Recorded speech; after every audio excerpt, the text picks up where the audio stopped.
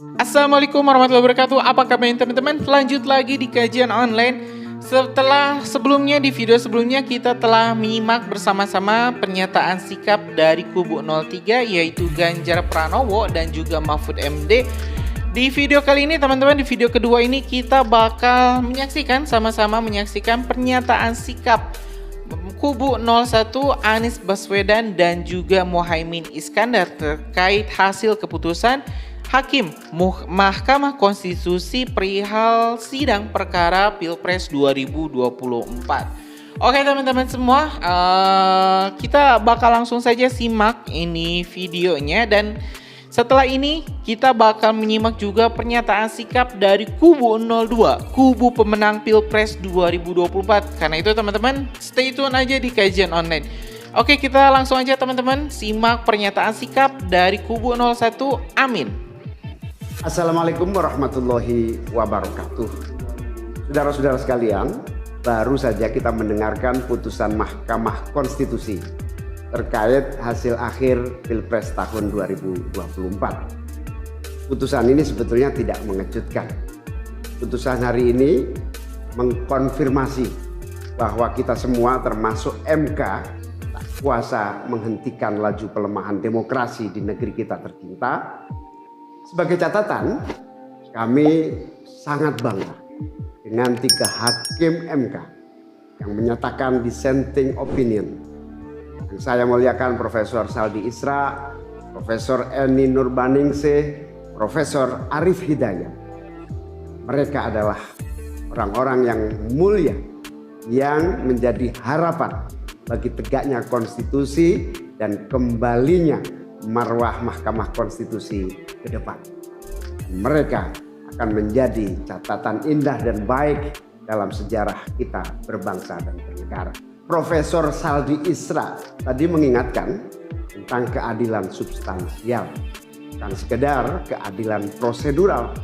Ini adalah catatan amat penting yang sayangnya terabaikan dalam proses demokrasi kita akhir-akhir ini. Artinya kita memiliki tugas yang masih panjang. Sebab demokrasi kita sesungguhnya masih ringkih dan harus terus-menerus dijaga dan dirawat.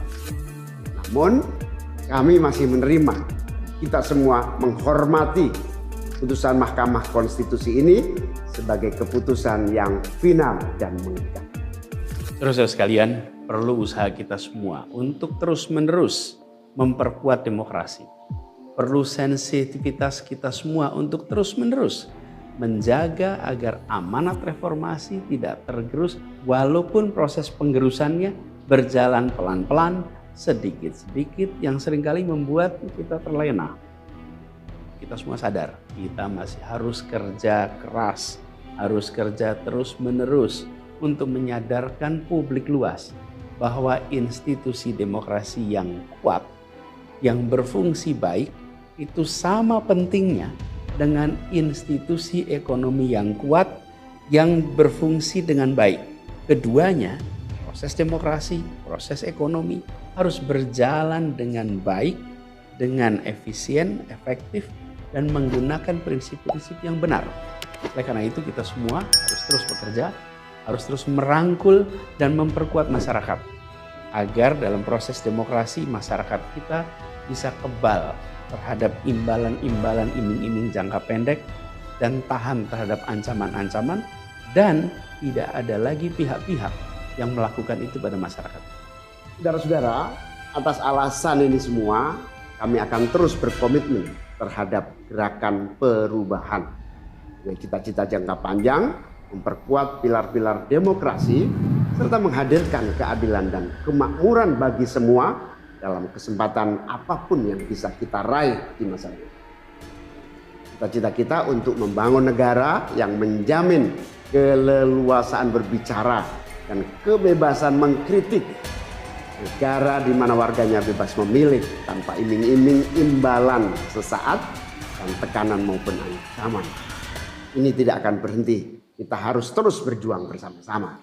Namun saudara-saudara, kepada seluruh para pendukung yang telah menitipkan aspirasi perubahan kepada kami sebagai capres dan cawapres, kami harus sampaikan, disinilah ujung perjuangan konstitusional kita dalam Pilpres kali ini. Keputusan MK hari ini menjadi penanda berakhirnya Pilpres tahun 2024. Keputusan MK hari ini menjadi penanda berakhirnya seluruh proses Pilpres 2024. Saudara sekalian, salah satu prinsip demokrasi yang baik adalah peaceful transition of power. Perpindahan kewenangan yang berjalan dengan damai dari presiden petahana yang segera akan berakhir masa jabatannya pada presiden terpilih.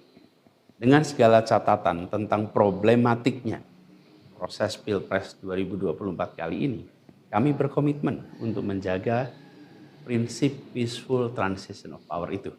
Dan kami memilih untuk menjadi bagian yang terus menjaga, terus membangun mutu demokrasi di Indonesia.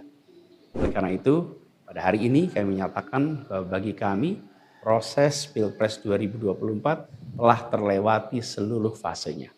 Kami sampaikan kepada Pak Prabowo dan Pak Gibran, selamat menjalankan amanat konstitusi, selamat bekerja menunaikan harapan rakyat yang kini diembankan di atas pundak bapak-bapak berdua. Saya sempat berkali-kali ditanya pendapat pribadi tentang Pak Prabowo. Dan saya jawab, beliau adalah seorang patriot. Hari ini saya terus mempercayai sebagai seorang patriot. Beliau adalah seorang yang telah mengalami pendidikan modern sejak usia belia dan berasal dari keluarga intelektual yang amat terpandang. Maka Pak Prabowo tentu paham bahwa dalam demokrasi yang baik, menerima keberadaan oposisi sebagai partner dalam bernegara, menjaga keseimbangan dan independensi 3 cabang kekuasaan, yaitu eksekutif, legislatif, yudikatif. Lalu menjamin kebebasan media sebagai pilar keempat demokrasi, serta yang tidak kalah penting adalah menjaga kebebasan rakyat di dalam bersuara, di dalam mengungkapkan pendapat, di dalam berserikat berkumpul dalam sebuah proses demokrasi. Dan sebagai seorang patriot didik, saya Pak Prabowo akan mengembalikan dan akan menjaga nilai-nilai demokrasi ini di masa-masa Indonesia ke depan. Saudara-saudara sekalian, dalam kesempatan ini izinkan kami menyampaikan rasa terima kasih sedalam-dalamnya pada seluruh pihak yang telah membersamai perjuangan kami. Partai pengusung, Partai Nasdem, PKS, PKB, teman-teman Timnas Amin, teman-teman tim hukum nasional, seluruh teman-teman relawan, para ulama, para tokoh-tokoh agama, para pakar dan rekan-rekan media. Semua yang telah ikut berjuang bersama-sama mendukung perubahan. Mengorbankan banyak tenaga, pikiran dan harta demi memperjuangkan aspirasi perubahan. Saya ucapkan terima kasih. Juga pada anak-anak muda. Anak-anak muda yang pada Pilpres kali ini memberi warna baru, membawa pesan optimisme, pesan kreativitas, pesan inovasi, pesan kebaruan. Terima kasih telah menjadikan Pilpres kali ini Pilpres yang menyenangkan, mencerahkan. Yang tidak kalah penting adalah mencerdaskan. Kampanye yang membuat kita mendapatkan perspektif baru tentang apa arah Indonesia ke depan. Dan itu kami berpesan kepada semua, melihat proses yang terjadi. Proses politik sering nampak kotor dan berujung pada kecewaan. Tapi jangan sampai itu semua membuat kita berputus asa pada proses politik. Begitu banyak cita-cita besar yang dapat diperjuangkan melalui jalan politik. Bila saat ini kondisinya masih begitu mengecewakan, justru ini adalah tanda, ini adalah pengingat bahwa perlu semakin banyak dari kita semua yang mau berjuang di jalan politik.